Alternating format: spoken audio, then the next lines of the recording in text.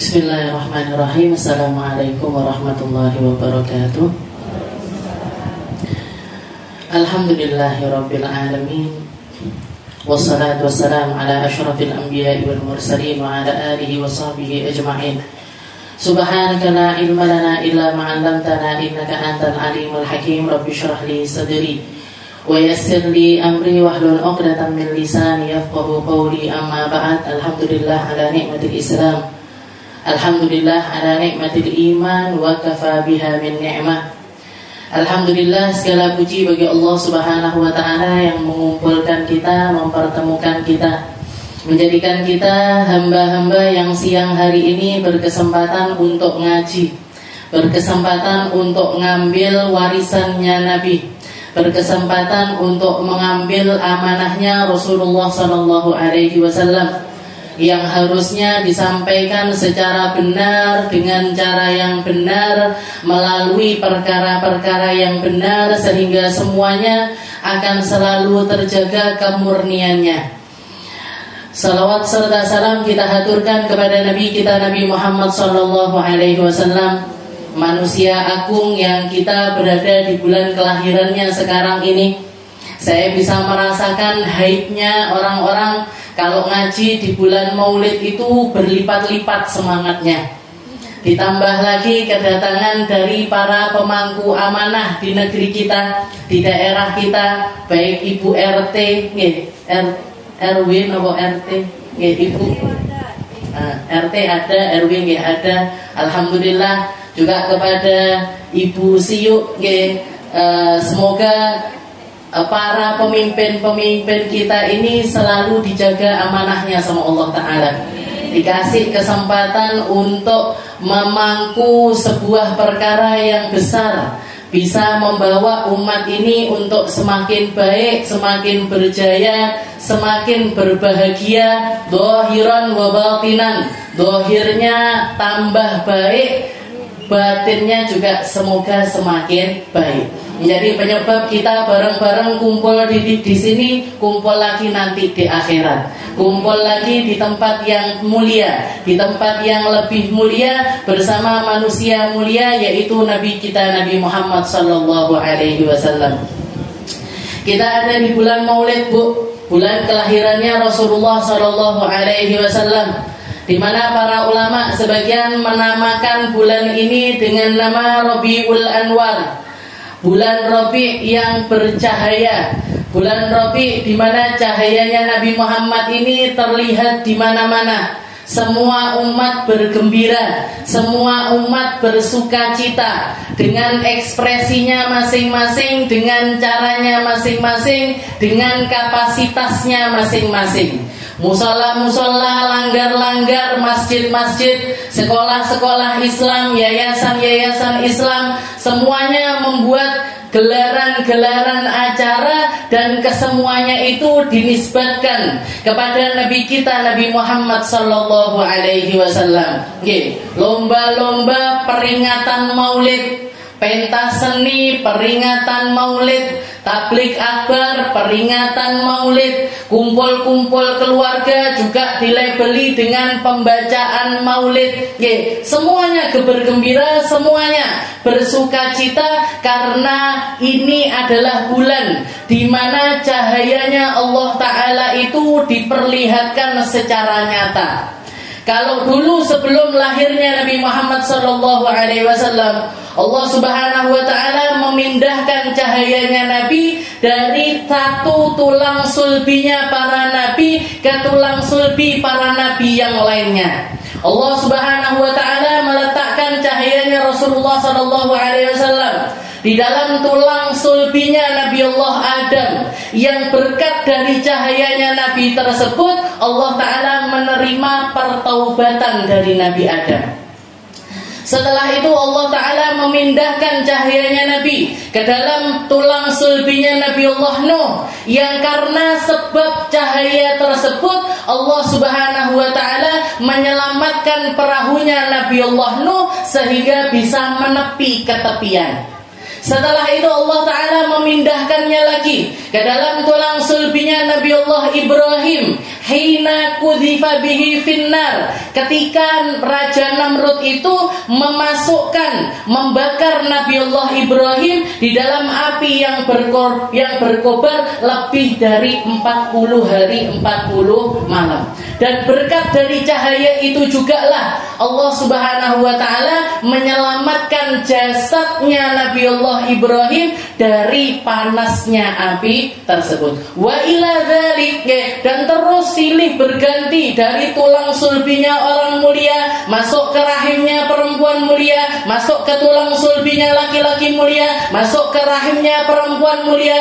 Dan walam yaltaqiya ala sifahin qad, dijaga terus oleh Allah Subhanahu wa taala sampai masuk ke tulang sulbinya Sayyid Abdullah, masuk ke dalam rahim Sayyidah Aminah, ibunda dari Nabi Muhammad sallallahu alaihi wasallam. Dan terus ada di dalam penjagaan di mana setiap pertemuan antara tulang sulbi tersebut perpindahan sampai ke rahim perempuan mulia tersebut, lam yaltaqiya ala sifahin qad, tidak tersentuh keburukan sama sekali, tidak ada jalur perzinahan sama sekali, tidak ada hubungan buruk sama sekali. Semuanya melalui pernikahan yang sah, sampai ke pernikahan yang sah, sampai ke pernikahan yang sah, sampai kepada rahimnya Sayyidah Aminah. Nah, setelah itu cahayanya Nabi berpindah. Tapi begitu masuk ke dalam rahimnya Sayyidah Aminah, setelah itu beliau melahirkannya, maka asyraqatid dunya binuri. Allah taala menjadikan dunia ini bersinar karena cahayanya Rasulullah sallallahu alaihi wasallam. Seperti yang dikatakan oleh Nabi Muhammad ketika beliau sujud di depan Ka'bah, orang-orang kafir Quraisy naruh kotoran-kotoran onta, naruh jeruan-jeruannya onta yang sudah membusuk di atas pundaknya Rasulullah sallallahu alaihi wasallam. Lari Sayyidah Fatimah Zahra yang waktu itu mungkin umurnya masih 7 tahun, 8 tahun, lari bersihkan kotoran dari punggungnya Nabi. Setelah itu sambil menangis dia mengatakan, Ya abati, wahai ayahku, apa salahnya orang yang mengatakan Rabbi Allah? Apa salahnya orang yang berakhlak mulia? Apa salahnya seseorang yang mengajak kepada kebaikan? Apa salahmu sampai mereka itu memperlakukan engkau dengan cara-cara yang demikian ini, wahai Rasul? Maka Rasulullah mengusap mata Sayyidah Fatimah yang berderai air mata sambil mengatakan, Ya Fatimah, la tahzan ya Fatimah, la tabki ya Fatimah, jangan kamu nangis, jangan kamu sedih wahai Fatimah, inna dina abad, karena sesungguhnya melalui perjuangan-perjuangan semacam inilah Allah Ta'ala akan memperlihatkan cahayanya, Allah Ta'ala akan memperlihatkan agamanya, Allah Ta'ala akan menyebarkan agamanya sampai di setiap tempat yang di situ ada sinar matahari, di situ akan kamu temui orang-orang yang sujud rukuk menyembah Allah Subhanahu wa ta'ala. Berkat perjuangan semacam ini, jadi nyatanya cahayanya Nabi itu setelah lahirnya Rasulullah sallallahu alaihi wasallam. Dan kita fi anwarih, kita ini ada di lautan cahayanya Nabi. Al-Qur'annya Nabi ada bersama kita, risalahnya Nabi ada bersama kita, ulama-ulamanya Nabi ada di tengah-tengah kita, sekolah-sekolah Islam, pesantren-pesantren, semua orang-orang, majelis-majelis keilmuan ada bertebaran di sekitaran kita. Maka jangan sampai kita terhalang dari cahaya-cahaya yang semacam itu. Jangan sampai kita terharamkan dari perkara-perkara yang semacam ini. Jangan sampai kita jadi hamba-hamba yang gak kecipratan cahayanya Rasulullah sallallahu alaihi wasallam. Fid dhahir wal batin. Cahayanya Nabi itu, Bu, kalau sudah masuk ke dalam diri seseorang akan menerangi segala hal. Akan menerangi cara muamalahnya dia dengan suaminya, akan menerangi cara muamalahnya dia dengan putra-putrinya, akan menerangi cahayanya dia bagaimana cara mengelola harta secara benar. Kalau mereka adalah orang-orang yang yang memiliki jabatan tahu persis mana yang paling baik untuk rakyat, mana yang paling baik untuk umat, mana yang paling baik untuk kehidupan, bukan cuma sekedar kehidupan di dunia, tapi sampai akhiratnya umat manusia. Cahaya-cahaya demi cahaya yang kalau sudah nyala di dalam diri seseorang, dia nggak akan pernah menemukan kesesatan, dia nggak akan pernah menemukan kegelapan, nggak akan pernah menemukan kebingungan. Tahu persis saya mau ngapain, mau bagaimana, mau seperti apa, nyari jalan menuju akhirat ini lewat perkara apa. Karena semua dari kita punya rezekinya masing-masing. Semua dari kita sudah punya takarannya masing-masing. Berbuatnya kita, amaliyahnya kita, semua tergantung dari cahayanya Nabi Muhammad yang ada di dalam diri kita ini. Mau kita nyalakan, atau kita redupkan, atau bahkan kita matikan. Na'udzubillah min dzalik. Dan itu tergantung kepada diri kita masing-masing. Jadi kita di bulan mulia. Makanya kalau para ulama-ulama kita dulu ngajarkan, guru-guru saya ngajar, saya kebetulan mondok di pondok pesantren Darul Lughah wa Dakwah. Diajarkan kalau sudah masuk bulan Maulid kayak gini, Bu, guru saya ngajarkan baca Maulid setiap malam. Baca Maulid setiap malam gantian. Nanti baca Diba, besoknya lagi besoknya lagi bacanya Syaraful Anam, besoknya lagi baca Azab, besoknya lagi baca Barzanji, besoknya lagi baca Maulid Habsyi, terus rutin sampai sebulan penuh. Ketika saya berangkat ke Hadramaut berguru sama Habib Umar bin Habib, tambah nyata lagi, kita akan menemukan pembacaan maulid itu dibaca di setiap saat. Pagi ada orang baca maulid, siang ada, sore ada, malam ada, bahkan tengah malam pun kita nemukan orang-orang yang rutin membaca maulid. Jadi warisan nenek moyangnya jenengan itu sudah benar, Bu. Jadi kalau jenengan dikasih sama orang tua-tua dulu, moco manakipan sudah benar. Moco sholawat nariyah sudah benar. Baca maulid tiba sudah benar. Jaga itu. Jaga itu, wariskan hal-hal yang semacam itu. Berbanggalah dengan perkara-perkara yang semacam itu. Karena sesungguhnya ketika umat ini punya rasa, di dalam seninya ini digabungkan dengan kecintaannya kepada Rasulullah SAW, seperti yang kita lihat di Indonesia ini, nanti dihadroi, nanti diterbangi, nanti dikasih kadang-kadang lagunya ini dikasih pengertian, dikasih yang bahasa Jawa, dikasih yang bahasa Indonesia, biar umat ini tambah ngerti dan tambah ngerti. Ketahuilah, ketika umat ini nggak kering, tahu jenengan, nggak kering di dalam muamalahnya kepada Allah Subhanahu wa taala, di dalam muamalahnya kepada Rasulullah sallallahu alaihi wasallam, maka ketahuilah antum fil khair, bahwasanya kita ini ada di dalam keadaan yang baik, ada di dalam keadaan yang indah, ada di dalam muamalah yang benar kepada Rasulullah sallallahu alaihi wasallam. Tapi kalau sudah mulai kering, orang nggak berminat lagi baca maulid, orang nggak berminat lagi kumpul-kumpul, lomba-lomba, peringatan maulid, dihilangkan semuanya, maka ketahuilah bahwasanya ini ada yang tidak baik-baik saja di dalam hubungan kita kepada Allah Subhanahu wa taala. Utamanya hubungan kita dengan Nabi Muhammad sallallahu alaihi wasallam. Karena para sahabat itu ketika hidup di sekitarannya Nabi, mereka berlomba-lomba nyari perhatiannya Nabi, lomba-lomba memuji-muji Rasulullah sallallahu alaihi wasallam, berlomba-lomba nyari celah untuk mendekati Rasulullah sallallahu alaihi wasallam. Kita mungkin nggak bisa mendekati Nabi secara zahir, nggak bisa mendekati Nabi secara jasadnya, nggak bisa kita salim sama Nabi, sudah nggak bisa. Pengen sowan sama Nabi juga sudah nggak bisa. Mau ngobrol, mau curhat sama Nabi, kita cuma bisa bayangkan dulu para sahabat-sahabat perempuan itu setiap kali selesai sholat diparani sama Nabi. Nabi nanya, ada yang mau curhat, ada yang mau cerita, ada yang sakit nanti tak kunjungi, ada yang meninggal nanti tak ziarahi, tak hibur keluarganya yang meninggal dunia dan mungkin tak sholati dan lain sebagainya. Adakah dia bahkan sampai ditanya sama Nabi, ada yang mimpi sesuatu? Ada yang mimpi sesuatu apa enggak? Ceritakan sama saya. Jenengan bayangkan, Bu, suaminya jenengan aja lo pernah apa enggak nanya kayak gini, Bu, tangi turun kan? Jenengan mimpi apa? Mimpi apa? Seharian ini ngapain aja? Ketemu sama siapa aja? Ada masalah apa enggak? Ada unek-unek apa enggak? 1001 suami yang kayak gini ini 1001. Kalau jenengan punya ini langka berarti. Hampir punah bahkan, hampir punah ini model laki-laki model kayak gini nih hampir punah. Padahal Rasulullah SAW kalau kita mau bicara tentang emansipasi perempuan, Nabi Muhammad adalah pencetus utamanya.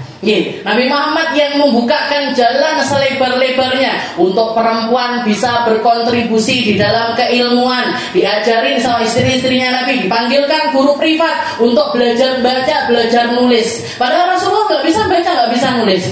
Bahkan julukannya beliau An-Nabiyil Ummi. Nabi Muhammad itu nabi yang nggak bisa baca, nggak bisa nulis. Bahkan bukan cuma nggak bisa baca, nggak mungkin bisa baca, nggak mungkin bisa nulis. Karena ketidakmampuannya Nabi di dalam baca nulis ini tadi menguatkan kenubuatannya Nabi, menguatkan bahwasanya Nabi Muhammad ini benar-benar seorang nabi, benar-benar seorang rasul. Karena berarti apa? Al-Quran nggak mungkin dikarang sama rasul. Wong yang ngarang nggak bisa nulis, nggak bisa baca, masa bisa? Jangan tahu ada penulis nggak bisa ngetik misalkan.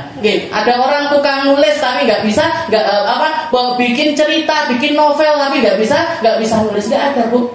Jadi ketidakmampuannya Nabi ini justru malah menguatkan bahwasanya Nabi Muhammad ini benar-benar seorang nabi dan juga benar-benar seorang rasul. Tapi istri-istrinya dipanggilkan guru, ayo belajar nulis, ayo belajar baca.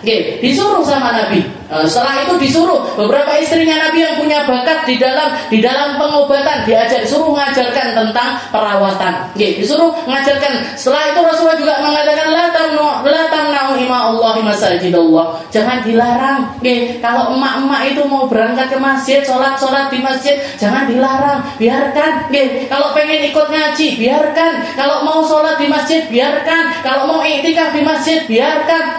Jadi framing orang-orang yang mengatakan Rasulullah itu ngakang perempuan, disuruh kerubutan hitam-hitam dari atas sampai bawah, nggak boleh keluar rumah, nggak boleh ini itu dan lain sebagainya. Itu semuanya adalah bentuk penjagaannya Rasulullah SAW kepada kita. Saya masih ingat Buya Yahya itu sering kali mengatakan, Bu, kalau dengar hadis-hadisnya Nabi yang melarang-larang perempuan, sholatnya perempuan di rumahnya lebih baik daripada sholatnya di masjidnya, sholatnya perempuan di kamarnya lebih baik daripada di rumahnya, sholatnya dia di mihrab di dalam kamarnya dia lebih baik daripada sholatnya dia di kamarnya, sholatnya dia di tempat paling terpencil di dalam kamarnya lebih baik daripada sholatnya dia di tengah-tengah kamar. Buya Yahya mengatakan ini hadis dari keluarnya itu dari kecemburuannya Nabi Muhammad SAW kepada kaum perempuan. Nabi Muhammad itu nganggep semua perempuan itu kayak saudarinya, kayak istrinya, kayak anaknya, kayak orang-orang yang ada di sekitarannya Nabi. Gimana cara Nabi menjaga perempuan-perempuannya? Pengen juga Rasulullah itu jaga semua perempuan, semacam penjagaan istri dan juga putri-putri. Jadi dari saking cemburunya Nabi, padahal suaminya jenengan jarang cemburu kayak gini. Arab udah ngaji ya, bukan malah ditawarin tak terne. Grab ya mah ya, grab wae wis, Pak Grab. Nanti sama Pak Grab enggak apa-apa. Enggak apa-apa, Pak Grab ae lho. Ini Rasulullah cemburu, Bu. Kelihatan perempuan-perempuan kayak gini nih, perempuan pergi ke sana ke sini sendiri. Katanya Nabi, kalau mau pergi-pergi harus sama mahram. Apalagi kalau jauh, lebih dari 2 marhalah, ayo harus ada laki-laki yang nemenin. Maksudnya Nabi ini apa? Ayo kamu bapak-bapak, laki-laki nih yang perhatian sama istri-istrinya, yang perhatian sama putri-putrinya, yang perhatian sama perempuan-perempuan yang ada di sekitar. Oh, jadi umbar, jangan diumbar dari datangnya itu dari kecemburuannya Rasulullah SAW. Terus piye saja mengkadung sudah kayak gini, bapak-bapak ini modelnya kayak gini, ya sudah terima aja nasibnya. Dijolne yo ora kenek, tukar tambah yo ora kenek, wis diterima ae, yang baik disyukuri, sehingga apik disabari. Ngoten tok. Yeah. Kita lanjutkan pembahasan kita. Masih di dalam Qasasul Haq. Kita bahas tentang kisah-kisah yang ada di dalam Al-Quran. Atau kalau di YouTube saya kasih judul Mutiara-Mutiara Kisah Al-Quran. Mutiara-Mutiara Kisah Al-Quran. Al-Quran itu penuh dengan faedah, penuh dengan hikmah, penuh dengan kisah-kisah indah, penuh dengan pembelajaran-pembelajaran yang luar biasa dalam bagi mereka-mereka yang mau mempelajarinya, bagi mereka-mereka yang sadar atas nikmatnya mentadabburi Al-Quran. Istilahnya orang yang ngerti nikmatnya baca Al-Quran akan terkalahkan rasa nikmat-nikmat dari membaca perkara-perkara yang lainnya. Kalau jenengan masih saya ngaji kok gampang wale, saya ngaji sebelum ngaji nggak ngantuk, begitu buka saya alif lam mim biasanya. Yang salah bukan Qurannya Bu, yang salah kitanya. Yang salah cara hubungannya kita dengan Al-Quran. Kemungkinan masih banyak hijab ini. Masih banyak sekat-sekat, masih banyak tirai-tirai yang harus kita singkap sehingga kita dimampukan sama Allah Ta'ala dikasih jatah rasa nikmat seperti yang Allah Ta'ala kasih kepada orang-orang soleh terdahulu. Orang-orang soleh terdahulu itu Bu, kalau sudah baca Al-Quran lupa waktu. Kalau sudah baca Al-Quran bahkan ada di antara mereka itu yang setiap kali baca Al-Quran itu kerasa di lidahnya itu rasa manis semacam madu. Beberapa di antara mereka mengatakan bahkan sampai saya kalau sudah masuk bulan Ramadan siang hari itu nggak berani baca Al-Quran. Kenapa? Karena setiap kali saya baca Al-Quran ini kayak ada rasa manis di dalam lidah saya. Saya takut rasa manis yang saya rasakan di lidah saya ini akan membuat berkurangnya nilai puasa saya. Akan berkurangnya nilai puasa saya. Jadi beliau memilih untuk membaca Al-Qurannya itu di malam hari. Jadi orang-orang ini mereka-mereka yang sudah terbuka ini hijabnya, yang sudah terbuka rasa nikmatnya mereka di dalam membaca Al-Quran. Para sahabat-sahabatnya Rasul, orang-orang yang ada di sekitarnya Rasulullah SAW, banyak di antara mereka yang bahkan ketika anak panah ini nancep di beberapa bagian tubuh mereka enggan untuk menyelesaikan atau bahkan memotong, sekedar motong ayat itu mereka nggak mau.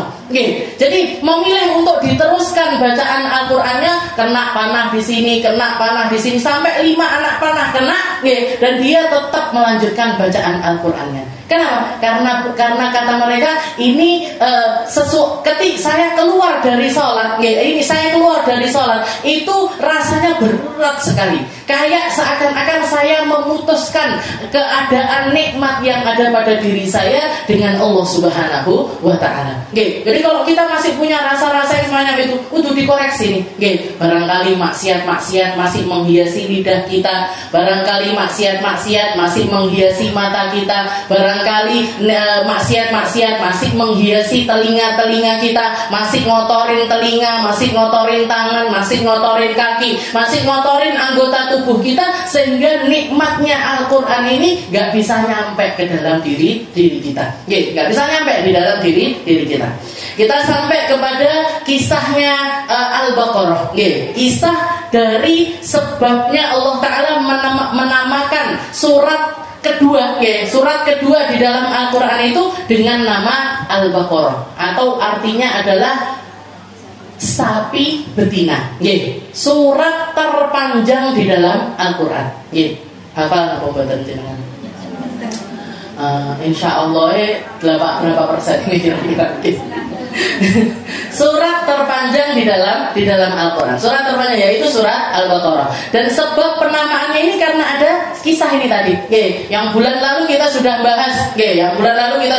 bahas gimana ngeyelnya orang-orang Israel itu ketika dapat perintah dari Nabi Allah Musa, idbahu baqarah. Udah sembelih aja. Ketika kamu punya masalah, jujur Nabi Musa ini didatangi sekelompok dari kaumnya ini yang ngadu kepada beliau tentang satu kejadian yang nggak bisa mereka selesaikan, yaitu ada korban meninggal dunia tapi nggak ketahuan siapa yang bunuh, nggak ketahuan siapa yang membunuh. Maka Allah Ta'ala memberikan wahyu kepada Nabi Allah Musa, idbahu baqarah, suruh umatmu ini untuk nyembelih seekor sapi betina. Sapi betina apa aja.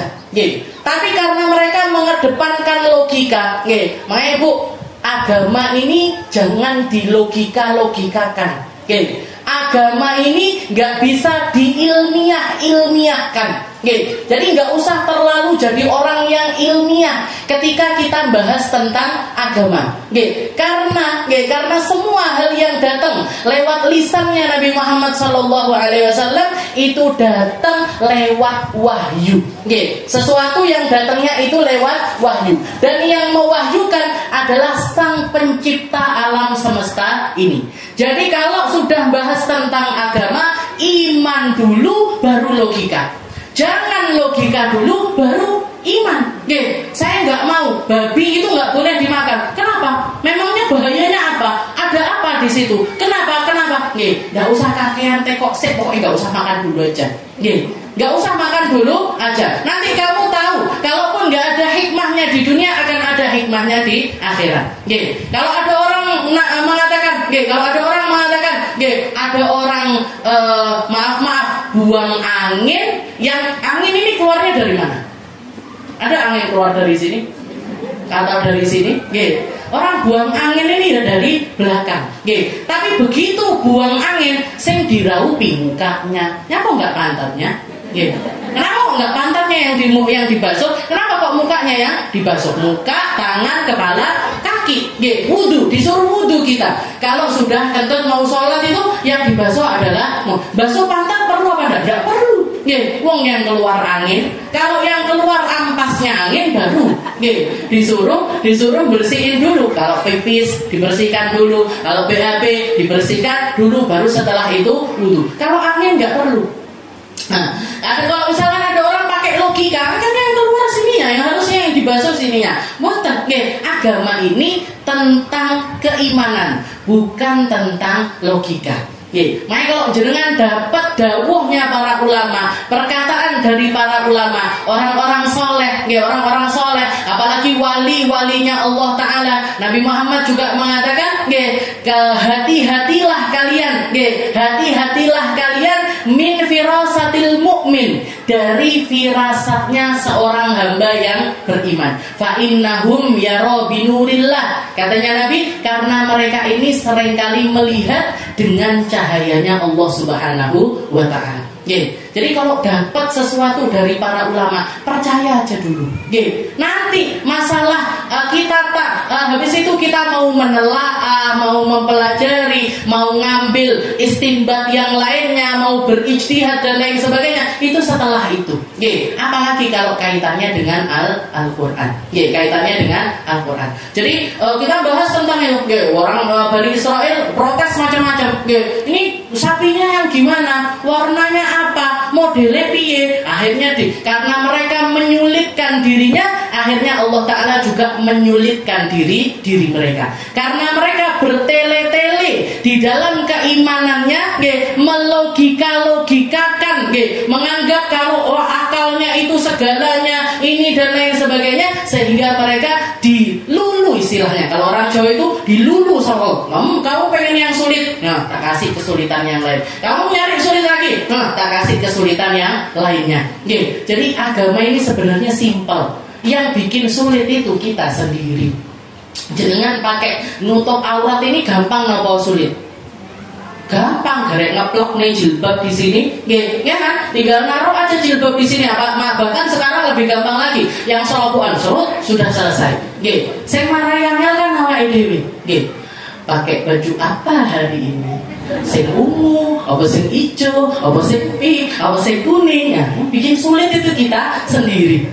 Kalau jenengan belum bisa berdamai, belum bisa hatinya itu enggak seperti itu, milih ini. Nah, jangan harap bisa menyelesaikan banyak hal.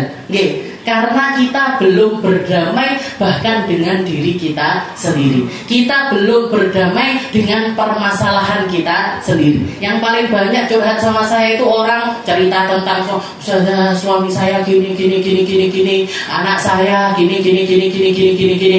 Sebenarnya ini asal dari masalah ini di mana? Di dirinya dia sendiri. Dia belum mampu mengendalikan dirinya sendiri, belum bisa menundukkan egoismenya sendiri, belum bisa menundukkan pilihan-pilihan dirinya sendiri. Maka ketika datang pilihan-pilihan yang lain, yang datang kebingungan, yang datang pusing, puyeng, migrain lah, apalah dan lain sebagainya, itu penyakit digolek-goleki dhewe. Orang sekarang ini kalau dilihat orang sekarang ini yang banyak terjangkit penyakit lambung. Setelah itu dokter ngomongnya ini dari pikiran. Padahal kalau dibayangkan orang zaman sekarang sama orang dulu, orang dulu itu punya anak 10, punya anak 11, punya anak 12, nggak punya rice cooker, nggak punya blender, nggak punya chopper, nggak punya kipas angin, nggak punya AC dan lain sebagainya. Tapi selesai, kabeh iso dilakoni, nggak enek blender, yo diulek, selesai masaknya, selesai urusan rumahnya, selesai nyekolahkan anaknya, selesai yo saya iso kerujaan, yo saya bisa semuanya. Orang sekarang ini dengan semua fasilitas, dengan semua kemudahan, malah tambah bingung. Kok nggak sempat nyapu aku ya? Diajak ngaji nggak sempat, saya sibuk. Sibuk saya nggak sempat. Sibuk nyapu aja asli. Kalau ibu pejabat itu saya mungkin harus kunjungan ke sana, kunjungan ke sini, kunjungan ke sana ke sini. Lah kita itu ngapain sebenarnya? Jadi yang masalah itu sebenarnya bukan siapa-siapa, tapi diri kita sendiri. Makanya Imam Al-Busiri itu di dalam burdahnya beliau itu mengatakan wa khalifin nafsa wa syaitana wa asihima wa in huma mahadakan nushi faktahimi. Kamu kalau mau hidup tenang, kalau mau hidup jalan kepada Allah Ta'ala ini secara lurus, tinggalkan semua yang kaitannya dengan hawa nafsu, tundukkan hawa nafsumu, salahi semua bisikan-bisikan setan yang masuk ke dalam telingamu, walaupun misalkan bisikan itu seakan-akan benar, tapi kalau sudah datangnya dari hawa nafsu, datangnya dari setan, kamu harus hati-hati, jangan dituruti. Ketoke biasanya benar, gak usah ngajilah siang ini, waktunya berkhidmah kepada suami misalkan, waktunya berkhidmah kepada suami, gak usah ngaji disik, koyok bener, seakan-akan bener, padahal suaminya itu kalau kita datang, mah nyapa kok mulai, biasanya malah gitu. Masih ada jadwal ngaji mulai. Enggak, aku alasan tak khidmah aja di rumah. Nah, berarti kan kita sendiri yang bikin. Berarti kan kita sendiri sebenarnya yang membuat hal tersebut. Jadi katanya beliau, wa khalifin nafs. Kalau sudah tentang hawa nafsu ini salahi, lawan lagi, terus dilawan. Biar apa? Biar kita ini enggak tunduk sama hawa nafsu, tapi hawa nafsu yang tunduk dengan kita. Jangan kasih banyak pilihan, Allah Ta'ala ngasih syariat kepada kita ini berupa puasa. Tujuannya untuk apa? Untuk kita nundukkan hawa nafsu. Seharian dari mulai terbit fajar sampai terbenamnya matahari, katanya Allah Ta'ala, jangan makan, jangan minum, jangan melakukan perkara-perkara yang akan membatalkan puasamu. Jangan melakukan perkara-perkara yang membatalkan puasamu. Tapi kita mulai habis asar, pertama pagi wis lemah, lesu, kok ndak iso nyapa-nyapa, tapi berasar wayahe golek takjil. Waktunya delok ini, ngelihat gorengan lah, ngelihat ini, kabeh digawa mulih. Semuanya dibelanjakan, semuanya ditaruh di toto nenggone ngarep meja, habis itu difoto, cekrek, buka puasa hari ini. Lemesnya pagi tadi lupa, lemesnya pagi tadi sudah lupa. Semangat gara-gara, nah ini apa ini? Nafsu bu, padahal habis apa enggak kira-kira? Nggak habis biasanya. Yang masuk ke perut itu loh seberapa. Yang masuk ke perut itu seberapa, tapi yang kita, ini berarti apa yang terjadi? Hawa nafsu kita yang mendominasi. Jadi dikelongi didik. Pengen makan ikan, sepangan tempe lah. Pengen makan tempe, makan ikan. Pengen makan sate, makan pepes. Pengen makan pepes, liane ndok ae lah. Jadi dibolak-balik seperti itu. Hawa nafsu kita ngomong apa jangan dituruti, cari yang lain. Hawa nafsu kita pengen ini, cari yang lain. Hawa nafsu kita ngomong gini, salahi terus. Itu kalau kita belajar tentang hal-hal yang semacam itu, mendidik diri kita untuk melakukan hal yang semacam itu, insya Allah kita akan menjadi pengendali dari nafsu kita. Tahu persis kapan ngomong, kapan diam, kapan maju, kapan mundur, kapan kita melakukan yang semacam ini atau yang semacam itu, kita akan tahu persis ketika logika kita yang kita kedepankan dibandingkan dari hawa nafsu kita, daripada hawa nafsu kita. Nah, jadi kita di dalam ayat tersebut, kali ini mereka menyulit-nyulitkan diri sendiri, akhirnya Allah Ta'ala juga menyulitkan dirinya. Setelah itu di akhir Allah Ta'ala mengatakan kepada kaumnya Nabi Allah Musa, idribu biba'diha. Katanya Allah Ta'ala setelah dapat si Baqarah, sapi betina dengan dibayar dengan harga yang luar biasa mahal, dibayarnya pakai apa? Dibayarnya pakai kepingan emas yang memenuhi seluruh badannya sapi betina tersebut. Yang memenuhi seluruh badannya sapi betina tersebut. Jadi dibayar dengan harga yang luar biasa mahal, sampai dikatakan Allah Ta'ala wa ma kadu yaf'alun. Allah Ta'ala mengatakan di dalam ayat itu, dan mereka hampir gak mampu melakukan hal tersebut, hampir gak menemukan seperti apa yang Allah Ta'ala syaratkan, hampir gak mampu untuk mendapatkan sapi yang semacam itu. Sudah ketemu pun mereka masih harus membayar dengan harga yang mahal sekali. Tapi di ayat yang sebelumnya ketika mereka nanya warnanya apa wahai Nabi Musa, Nabi Musa mengatakan sofra fatiul launuha tasurun nadirin, warnanya kuning, nggak ada bercak lainnya selain warna kuning. Maka jawabannya dari Bani Israel ini, mereka sempat mengatakan wa inna insyaallah la muhtadun. Kalau kami serius nyari ini wahai Nabi Musa, insyaallah ketemu. Berkat dari kalimat insya'Allahnya ini loh Bu, Allah Ta'ala ngasih jalan keluar kepada mereka, ngasih hidayah kepada mereka, ngasih petunjuk di mana letak sapi yang disyaratkan itu tadi. Jadi seperti itu. Jadi berkat kalimat insyaallah. Kalimat insyaallah ini luar biasa.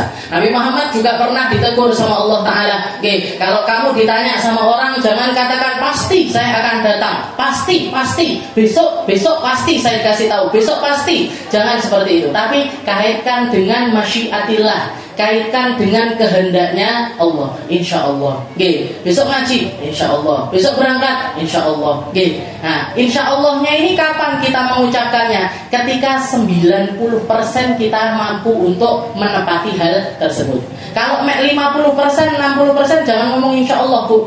Bilang enggak. Anaknya nanya, "Mah, belikan saya boneka." Insyaallah.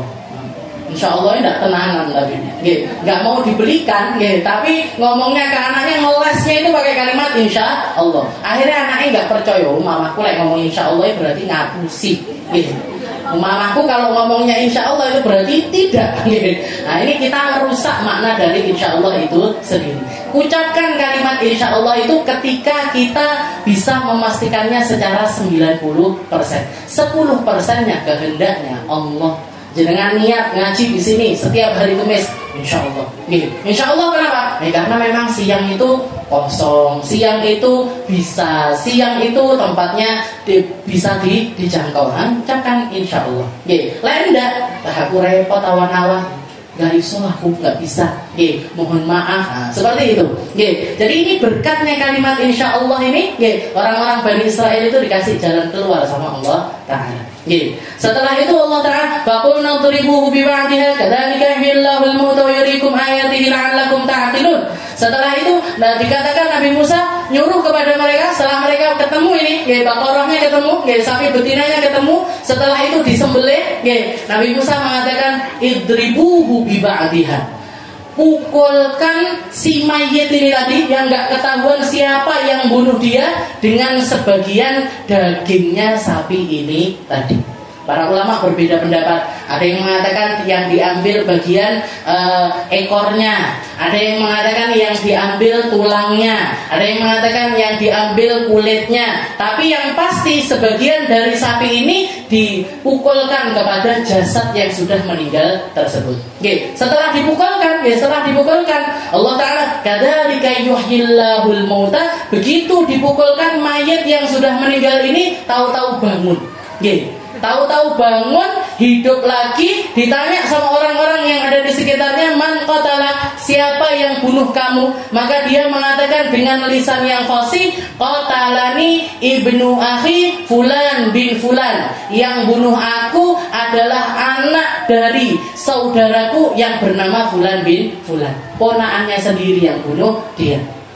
Dia pengen, dia mengincar hartaku dan mengincar putriku untuk dia nikahi, tapi aku menolak hal tersebut sehingga dia membunuh diriku. Setelah itu mati lagi. Setelah itu mati lagi.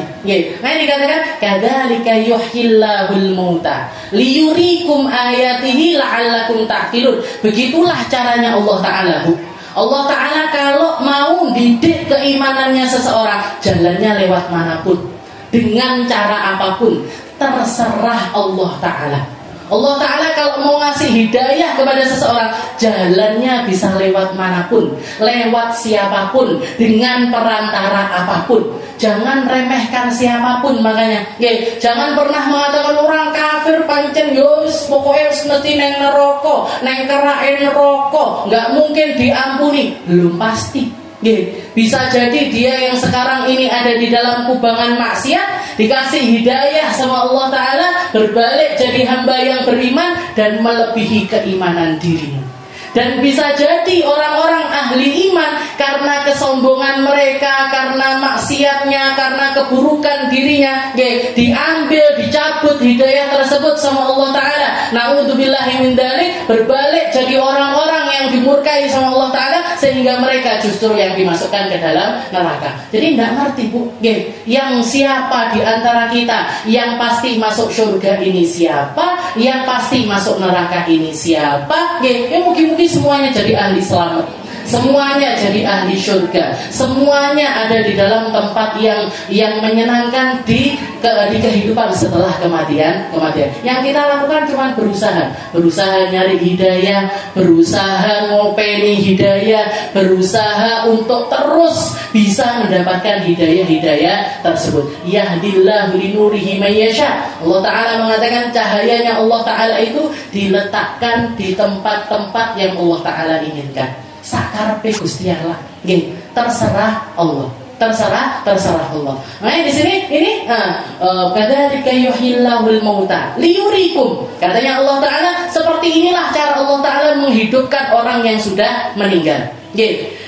Liyurikum ayatih. Untuk apa? Jadi bukti untuk kita semuanya. Kalau Allah Ta'ala itu kekuasaannya di atas semua kuasa. Allah Ta'ala itu kemampuannya di atas semua kemampuan. Yudabbirul amr.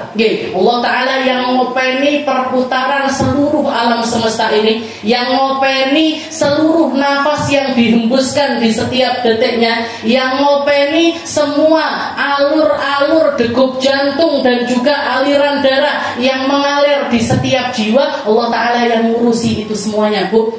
Jadi logika kita nggak mungkin nyampe dengan logika Allah Ta'ala, kemampuan kita nggak nyampe dengan kemampuannya Allah Ta'ala. Jadi kalau sudah muamalah sama Allah Ta'ala, yang kita pakai adalah keimanan.